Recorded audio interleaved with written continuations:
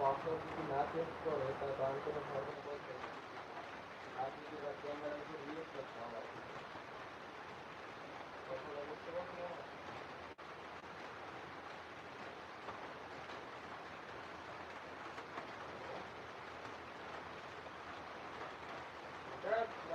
আচ্ছা, রেজাউল বলছে আপু তোমার বাসা কই জানতে পারি?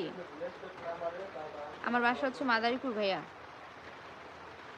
আমার এই জবাবটা দাও, কোন জবাবটা দেবো বলেন?